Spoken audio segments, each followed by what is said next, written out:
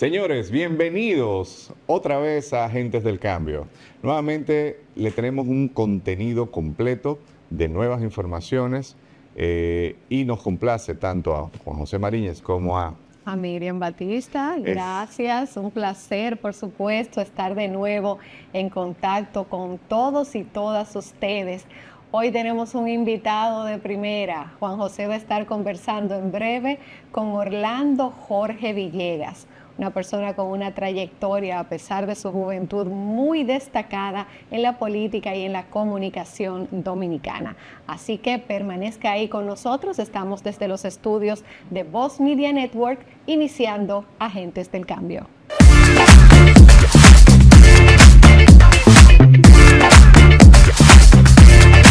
Descubre todo lo que acontece en la República Dominicana y el mundo con Noticiero TVN 24, un equipo de profesionales dedicados a mantenerte al día con las principales informaciones, de lunes a viernes a las 9:30 de la noche, solo por Voz Media Network.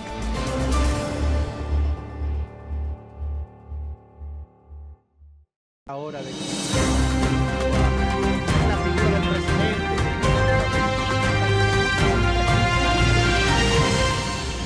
Soy Hernán Paredes y te invito a sintonizar el programa Voz Vespertina por Voz Media Network en el canal 85 de Claro, de lunes a viernes.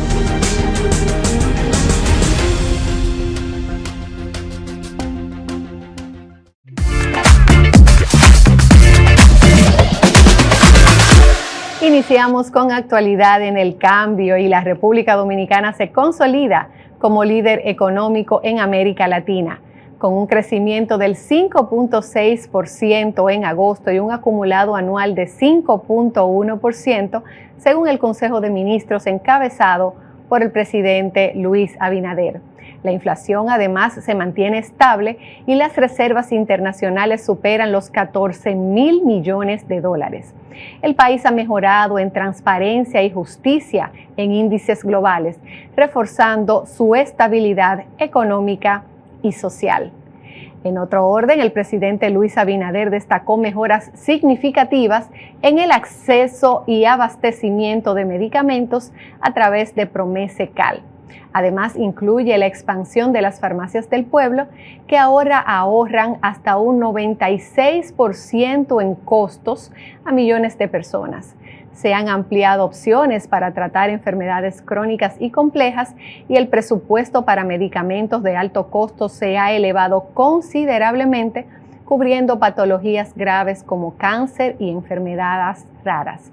Estas iniciativas apoyan la Agenda 2030 y refuerzan la transparencia en la compra de medicamentos, beneficiando sobre todo a las personas más vulnerables de nuestro país con estas medidas. A través de la ceremonia de proclamación de la nueva Constitución, el pasado lunes 28 de octubre, el presidente Abinader consolidó un nuevo capítulo democrático en la República Dominicana.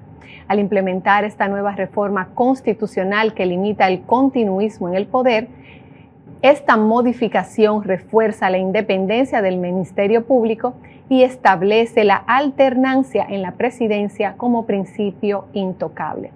Además, implementó una reducción en el número de diputados y unificó las elecciones para 2032, impulsando así una política más eficiente y representativa. En otro orden y en el marco del Plan Nacional de Viviendas Familia Feliz, el Ministerio de la Mujer entregó más de 8 millones en bono mujer, beneficiando así a 37 jefas de hogar en proyectos de viviendas en Santo Domingo. Esta ayuda, que cubre entre el 8% y el 10% del valor de las viviendas, facilita el acceso de mujeres a una vivienda digna y segura, especialmente aquellas en situación vulnerable. Este esfuerzo refuerza el compromiso con mejorar la calidad de vida de las familias lideradas por mujeres. Con esta nota finalizamos Actualidad en el Cambio y en breve mi compañero Juan José Mariñez estará conversando con Orlando Jorge Villegas.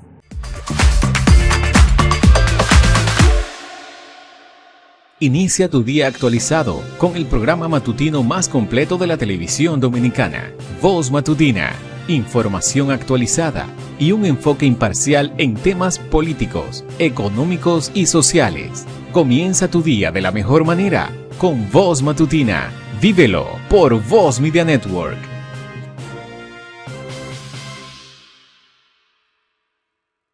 Ahora de la figura del presidente.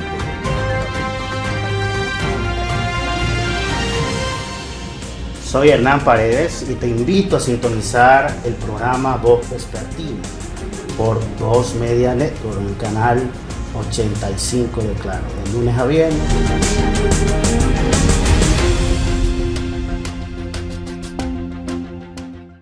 Descubre todo lo que acontece en la República Dominicana y el mundo con Noticiero TVN 24, un equipo de profesionales dedicados a mantenerte al día con las principales informaciones, de lunes a viernes a las 9:30 de la noche, solo por Voz Media Network.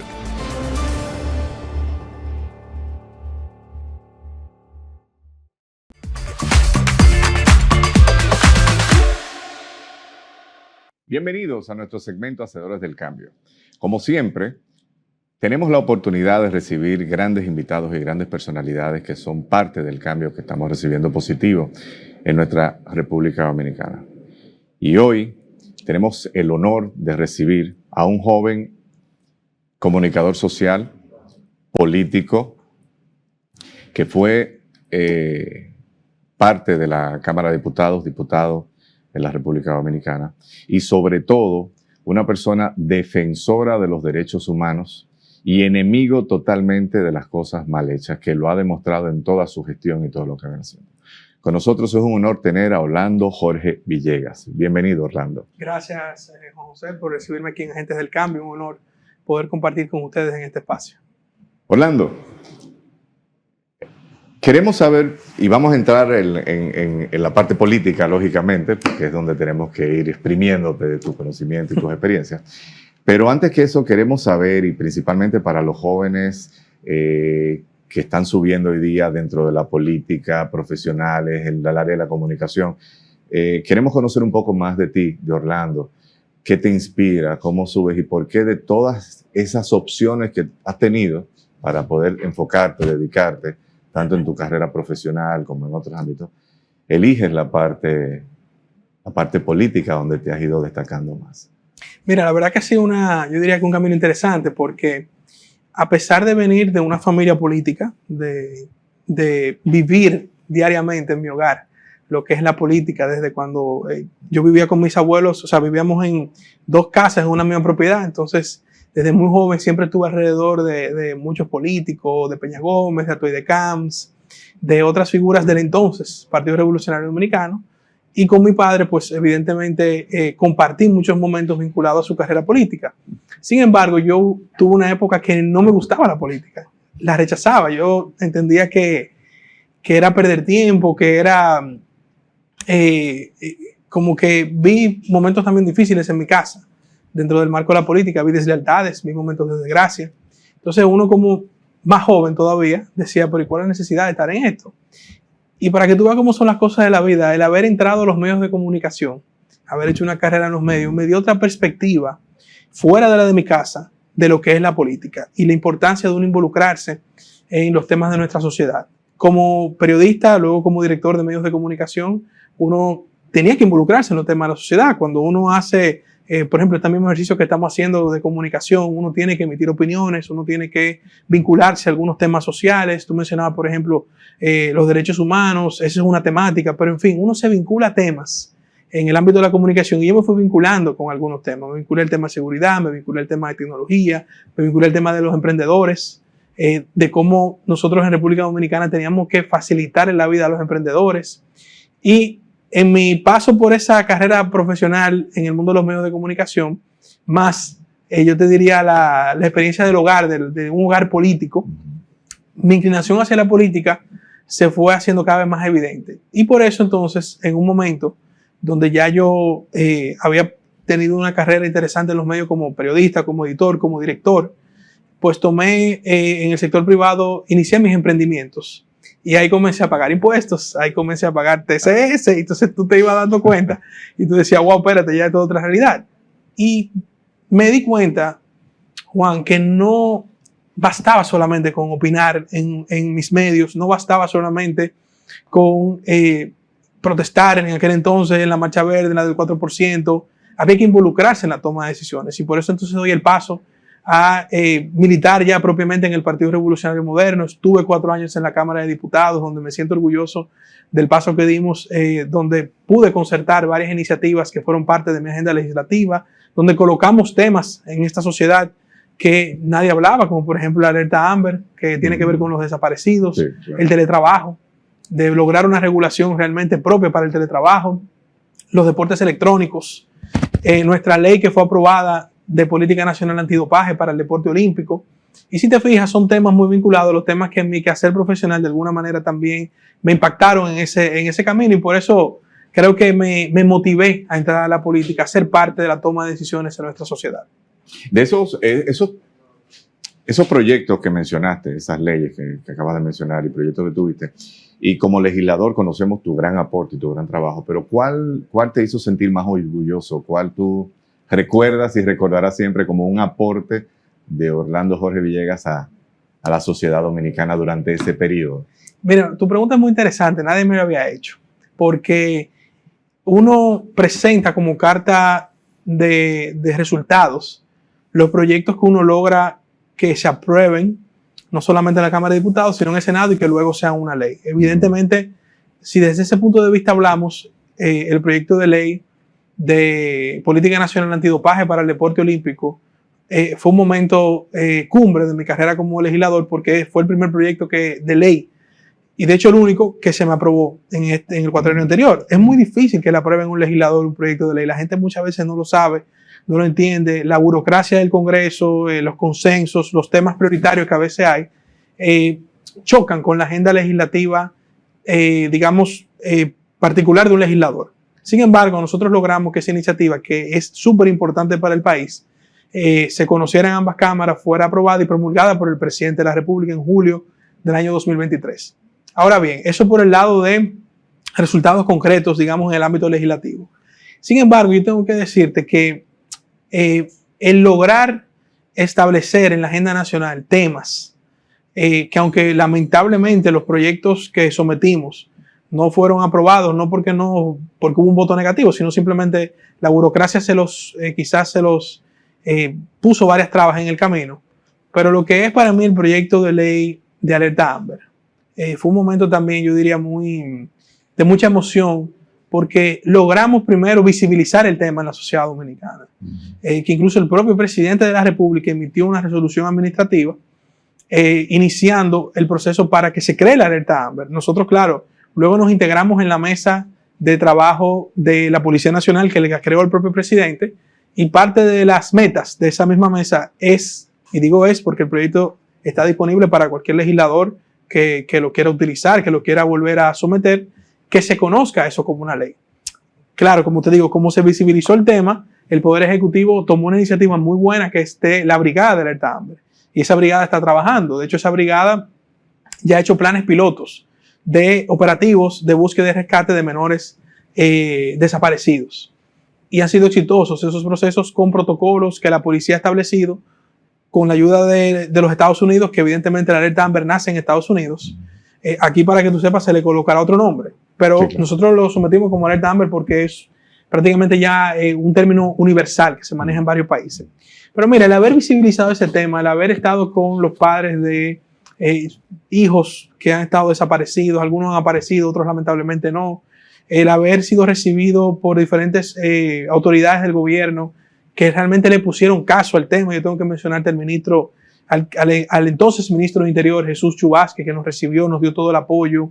El general Ten, siendo director de la policía, también nos dio el apoyo. El actual director de la policía también nos ha dado el apoyo. Entonces, y ni hablar del presidente de la República, que tomó la iniciativa. Entonces, yo creo que ese tema, en el ámbito legislativo, quizás fue el que más me marcó, por lo sensible del tema, lo vulnerable que es de cara a nuestra sociedad, cualquier sociedad, pero como aquí no había mecanismos, es más vulnerable.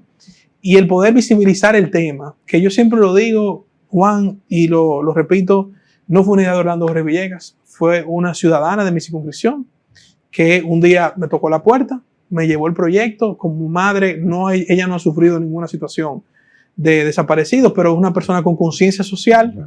Claro. Nuestra querida Odette Miniño, una abogada reconocida profesional en este país, me llevó un borrador. Nosotros luego lo trabajamos juntos con nuestro equipo y pudimos presentar a la sociedad un tema que hasta el momento no había sido visibilizado como se merecía.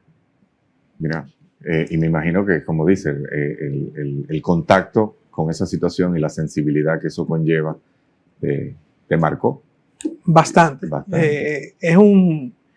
Evidentemente no le deseo a nadie nunca vivir en una situación de esa naturaleza, pero el estar en contacto con esos familiares, ver ese deseo de esperanza, de poder tener una herramienta para dar con el paradero de sus hijos, sus familiares, evidentemente eleva la sensibilidad social de cualquier persona en este país.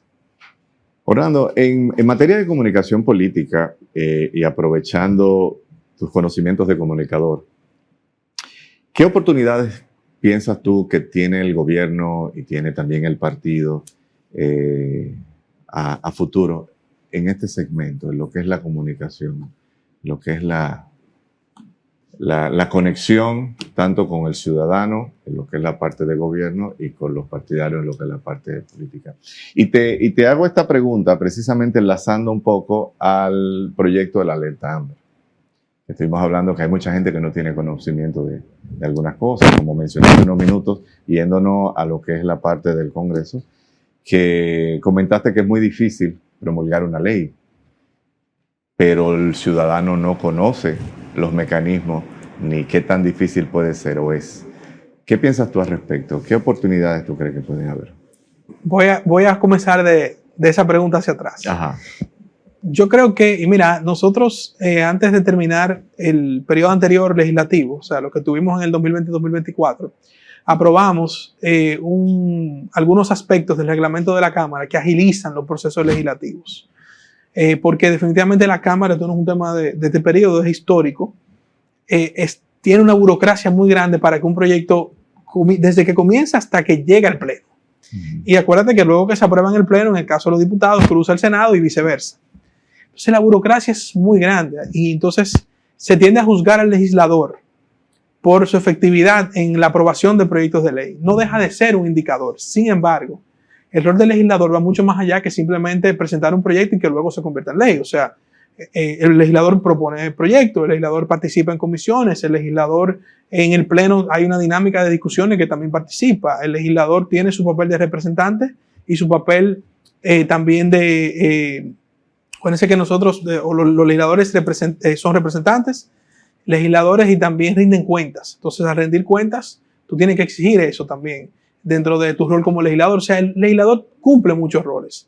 Ahora, yo creo que siguen existiendo oportunidades de eficientizar los procesos en la Cámara de Diputados. Y yo creo que el presidente de la Cámara de Diputados, Alfredo Pacheco, cuando fui legislador lo demostró y tiene el mismo ímpetu ahora de seguir eficientizando esos procesos para que los proyectos no se acumulen y evidentemente las comisiones puedan evacuar resoluciones, ya sean favorables o desfavorables, dependiendo del proyecto, y que se conozca en el Pleno. O sea, yo creo que eso se va a ir agilizando con el tiempo. Yo creo que el hecho de que nosotros iniciamos una nueva generación en la Cámara de Diputados y ahora también hay muchos jóvenes, creo que va a agilizar ese dinamismo, porque yo siempre decía que por la naturaleza del millennial y del silenial, que ahora forman parte de la Cámara de Diputados, formamos y siguen formando algunos, tanto, digamos, lo monótono y lo burocrático no va con la personalidad de esta generación. Entonces, se va a hacer por inercia, pero también el liderazgo de la Cámara está pensando en eficientizar. Sobre la comunicación, mira, yo creo que el gobierno, lo primero es que el gobierno tiene a su mejor vocero, que es el presidente de la República. El presidente de la República ha demostrado un liderazgo orgánico, en el sentido de que es una persona que se comunica bastante con el pueblo dominicano.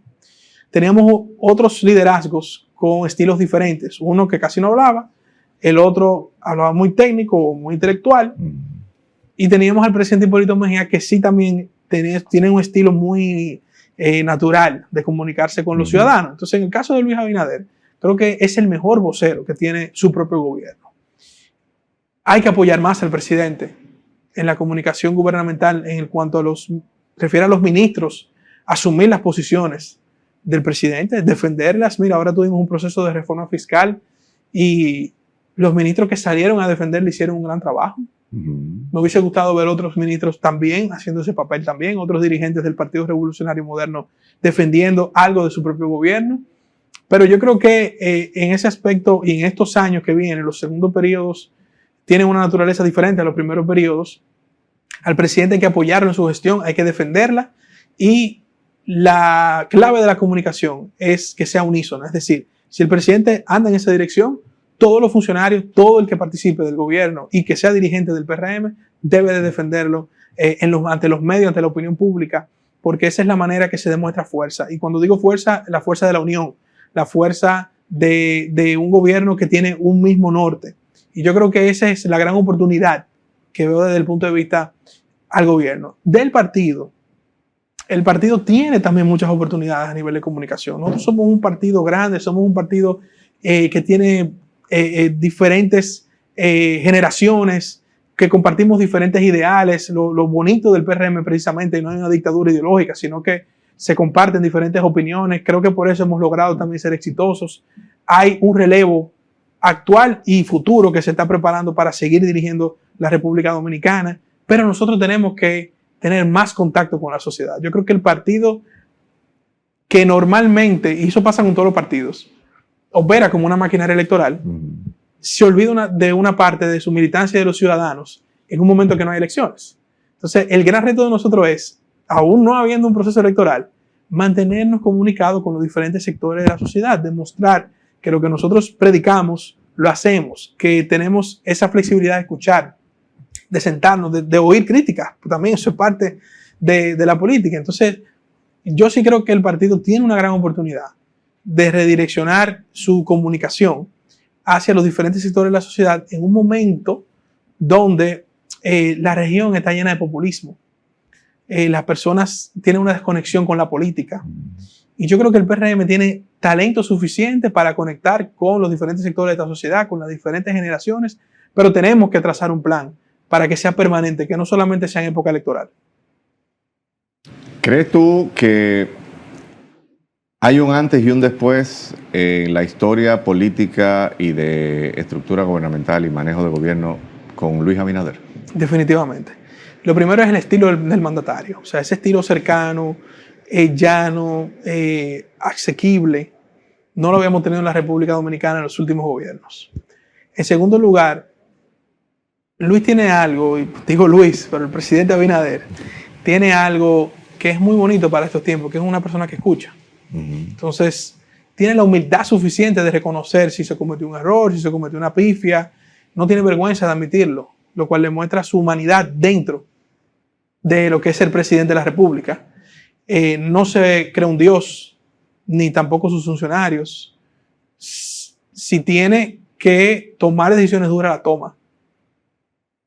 Sin miedo al populismo, sin miedo a cualquier situación que pueda quizás perjudicarle políticamente, lo cual le muestra un grado de responsabilidad como mandatario.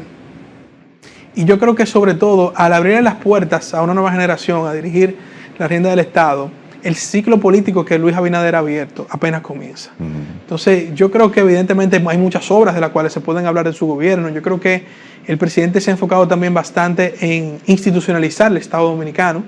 Aquí normalmente los gobiernos, y mira que eso es algo que tengo que, aprovecho este espacio para decirlo, los gobiernos del PRD, ahora también PRM, se enfocaron mucho en institucionalizar el país, pero también el partido no supo defenderlo. Y por eso a veces se hacen comparaciones sin ningún tipo de concepto. Bueno, que si uno construyó el metro, el otro, pero está bien, eso es importante.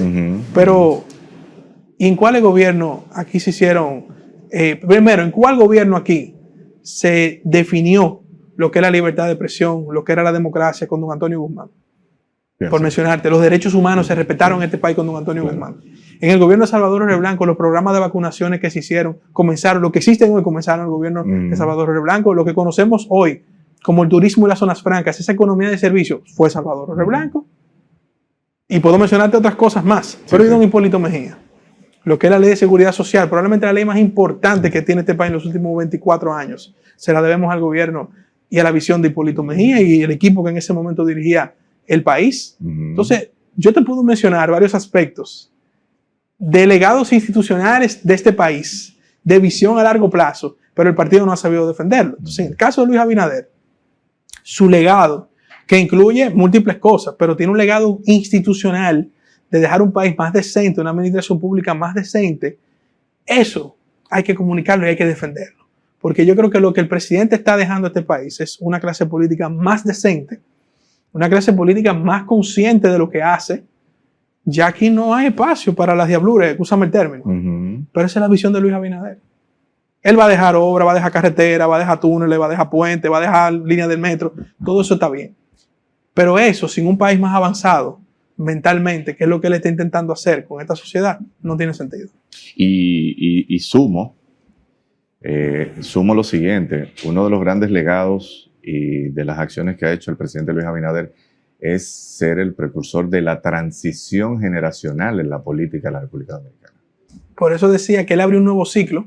Ese era mi eslogan de campaña en el 2020, un nuevo ciclo, pero no era solamente por la candidatura de Orlando Jorge Villegas, era lo que representó ese momento para nuestro país, con un presidente que nació posterior a la dictadura de Trujillo, una nueva generación encabezando el gobierno dominicano, diputados, senadores, alcaldes de una nueva generación, en este partido y en otros partidos. O sea, el presidente ha abierto un ciclo político que, como te digo, apenas comienza y debemos continuar con esa línea de honestidad, de transparencia, de institucionalizar el país, de demostrarle a esta sociedad que las cosas sí se pueden hacer correctamente y aún si se yerra, reconocerlo con humildad.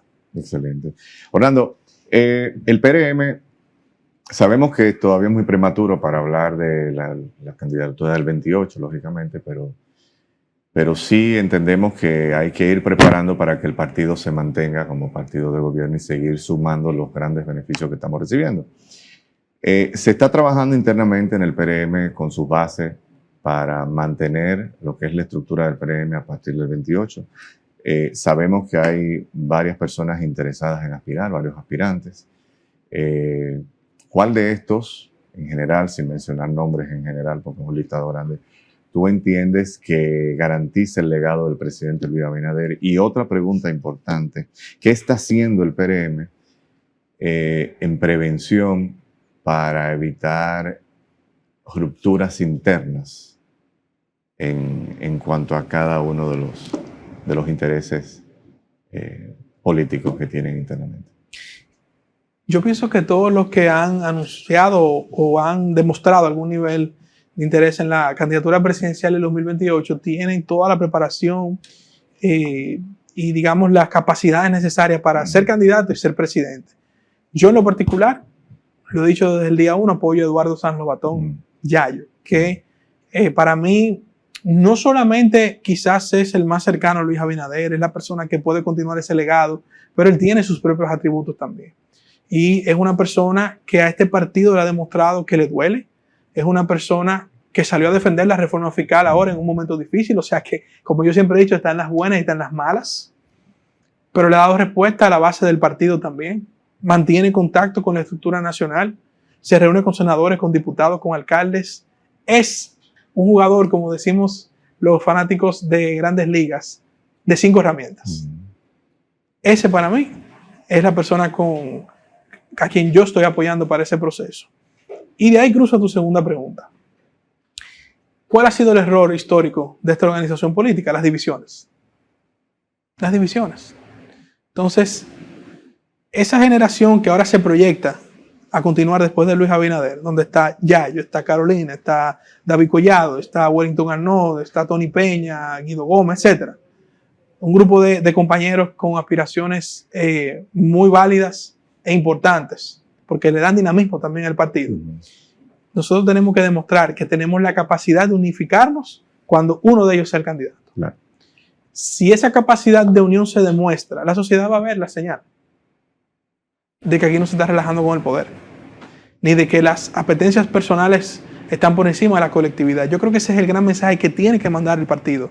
No hay preferencias personales por encima de la colectividad. Porque de lo contrario, no es solamente un mensaje de falta de unión interna, es que la sociedad va a decir por así que van a gobernar. Entonces, fíjate que el proceso pre-2020, el presidente Luis Abinader y el expresidente Hipólito Mejía, aún compitiendo, siempre había unión. Siempre hubo unión. La dirección ejecutiva se convirtió en una especie de árbitro para dirimir cualquier diferencia y siempre se buscaron soluciones y las diferencias se dirimían internamente en el partido. Esa visión de un partido más moderno, un partido más organizado, un partido más disciplinado, debe prevalecer para que la unión se mantenga. Ahora mismo el presidente Luis Abinader es nuestro líder. Yo considero que debe ser presidente del PRM en el año 2026, que será el árbitro de este proceso y que él va a ser el primero que va a apoyar al candidato que nazca, producto de una convención interna donde debemos elegir entre todas estas figuras que te mencioné. O sea que yo creo que nosotros tenemos la oportunidad de mostrar a esta sociedad que no solamente Luis Abinader llegó en el 2020, logró una reelección importante, pero que este país está preparado, o el PRM está preparado para dirigir los destinos de este país más allá del 2028. Orlando, y ya para finalizar, ¿cuáles a tu criterio son los más grandes aportes que ha hecho Luis Abinader, el gobierno de Luis Abinader a la sociedad dominicana en estos primeros 4 años?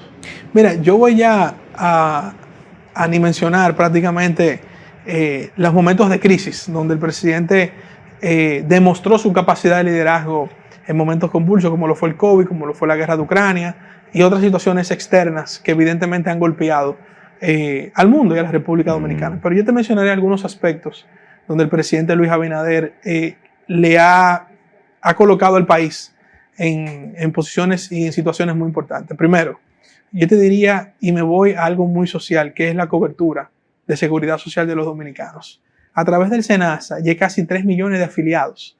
Es decir, se ha democratizado el acceso a la seguridad social en el gobierno del presidente Luis Abinader. Pero me voy ahí mismo en el ámbito social con los programas del Supérate. Ustedes saben lo que se ha incrementado en este país, el acceso a los diferentes bonos que ofrece el programa Supérate, pero también la cantidad de personas que, como mismo menciona el programa, dejaron ya de percibir un bono y ya están en otra etapa de su vida productiva y han podido salir de la pobreza gracias a este tipo de programas. El presidente Luis Abinader es el quien más subsidios sociales ha dado en este país para ayudar a las familias dominicanas a aliviar las diferentes cargas producto de las diferentes crisis que hemos vivido en los últimos 4 años. Pero me voy al ámbito de la construcción. Vamos a ir a Pedernales. El hombre que puso la mirada en una provincia, en la más pobre del país, fue Luis Abinader. Pedernales, usted va ahora y todavía está en desarrollo, pero no es ni lo que era hace 4 años. Ya hay un puerto, viene un aeropuerto, se están construyendo hoteles y todas las carreteras y caminos vecinales que se han hecho en este gobierno. Y la ampliación del metro de Santo Domingo, el teleférico y el monorriel en Santiago. El teleférico aquí también que se ha ampliado en otras fases en Santo Domingo. Pero si vamos también al ámbito turístico, lo que el presidente Luis Abinader ha hecho para no solamente ya recuperar el turismo, sino continuar creciendo la oferta de la República Dominicana, promoviendo diferentes destinos. Mencioné Pedernales, pero ahí está Miches también, que se le está invirtiendo. El Estado ha invertido en Miches para proveer los servicios necesarios para que los inversionistas vengan y el turista tenga acceso a esa inversión. Y en el comercio y la industria, lo que han hecho el Ministerio de Industria y Comercio con el ministro Ito Bisonó para incentivar la industria dominicana, las zonas francas, los parques de exportaciones, conjuntamente con la Dirección General de Aduanas, que precisamente la dirige Eduardo Sanz Lobatón, que ha promovido a la República Dominicana como un hub logístico, que nosotros, cuando nosotros veamos los resultados de ser un hub logístico, vamos a hacer la envidia del Caribe. ¿Y por qué no la envidia de la región? Porque todo va a pasar por la República Dominicana. Con la inmigración ilegal, el presidente ha sido tajante. Y ustedes han visto los discursos. Año tras año ha dicho que el problema de Haití no es de la República Dominicana. Así es. Hay mucha gente que a veces veía los discursos y decía es una voz en el desierto, pero no es así. Los resultados se están comenzando a ver. La fuerza de Kenia está en Haití. Los aspectos migratorios en el país se han reforzado. Y la comunidad internacional, como te hacía mi anécdota con Alerta Amber, ya tiene el tema más presente en la agenda.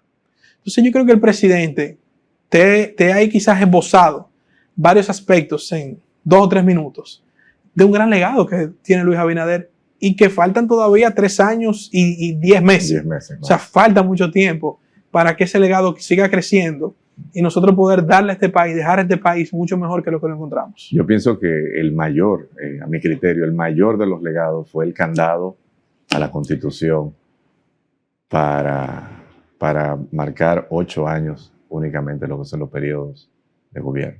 Ahí vamos a los temas institucionales. Lo que es institucionalizar este país, esa reforma constitucional, donde por primera vez un presidente la hace para no beneficiarse personalmente. Y de hecho, mi artículo de esta semana en el periódico El Nacional habla de eso. Cómo un presidente hace una reforma para limitarse el poder y sin ningún beneficio personal. Gracias. Orlando, para nosotros es más que un placer. Estamos muy complacidos de que nos hayas visitado. Esta es la primera de muchas. Esperemos que sigas visitándonos.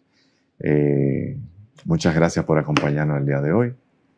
Y antes de ya despedirnos, algo que le quieras decir a los jóvenes dominicanos que quieran incursionar tanto en el emprendimiento, emprendedurismo o en la política. Mira, primero gracias a ti y al equipo de Agentes del Cambio por invitarme a este espacio. Espero, como dice, que sea el primero de muchos.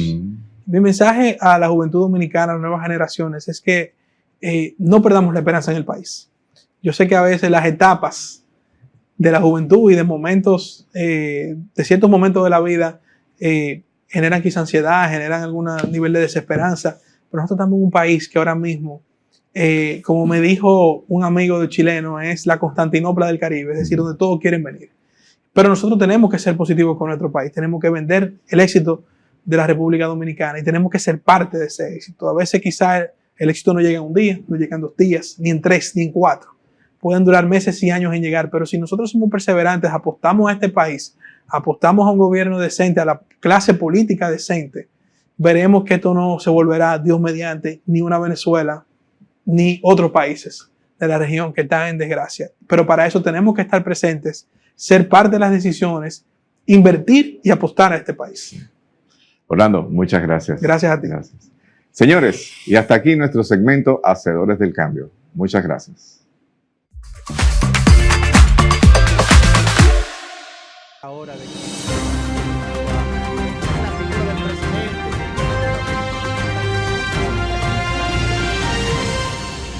Soy Hernán Paredes y te invito a sintonizar el programa Voz Vespertina por 2 Media Network, en el canal 85 de Claro, de lunes a viernes.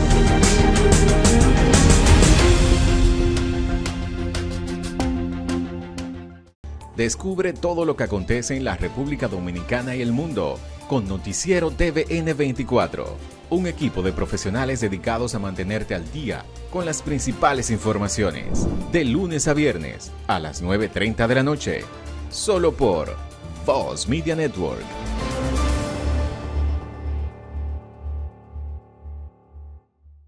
Inicia tu día actualizado con el programa matutino más completo de la televisión dominicana, Voz Matutina. Información actualizada y un enfoque imparcial en temas políticos, económicos y sociales. Comienza tu día de la mejor manera con Voz Matutina. Vívelo por Voz Media Network.